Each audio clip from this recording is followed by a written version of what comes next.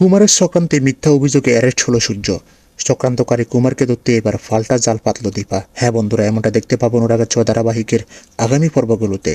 ভিডিওটি না টেনে শেষ পর্যন্ত দেখতে থাকুন। গুন্ডাদের থেকে জানতে পারো কুমার, দীপা সূর্য তাদের পরিবার নিয়ে মুম্বাই শহরে আসে, বেশ সুখ শান্তিতে আসে। কুমার সেনগুপ্ত পরিবার সবাইকে ধ্বংস করার জন্য শেষ করার প্ল্যান সাজায় এবং নিজেই মুম্বাই শহরে চলে যায়। দীপাকে শেষ করা কুমারের আসল উদ্দেশ্য। তবে দীপাকে যে খুব সহজে শেষ করতে পারবে না কুমার, তা কুমার খুব ভালো করে বুঝতে পারে। তাই কুমার সবার আগে সূর্যকে শেষ করার প্ল্যান সাজায়। মুম্বাই যে হসপিটালে সার্কি করে সূর্য, সেই হসপিটালে কিছু লোক এবং ন্যায়নীতি ডাক্তারদের সাথে হাত মেলায় কুমার।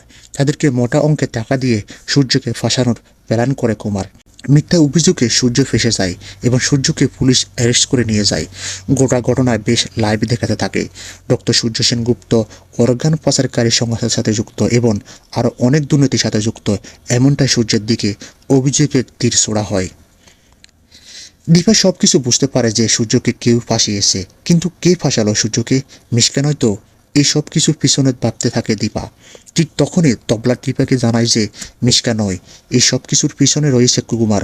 কুমার জেল থেকে ছাড়া পেয়েছে। কুমার জেল থেকে ছাড়া পেয়েছে এই শুনে দীপা খুব ভালো করে বুঝতে পারে যে এই সবটাই কুমারের চক্রান্ত। চক্রান্তকারী কুমারকে শাস্তি দিতে রুদ্রমতি নেই দীপা। তো বন্ধুরা, তোমরা এমনটা চাও তো যে এইভাবে যেন নিজের পরিবারকে রক্ষা করে দীপা যেন কুমারকে শাস্তি দিতে পারে? কমেন্ট করে জানাতে ভুলো না। আর আমাদের চ্যানেল নতুন হয়ে থাকলে অবশ্যই চ্যানেলটি সাবস্ক্রাইব করে সাথে থাকুন। ধন্যবাদ।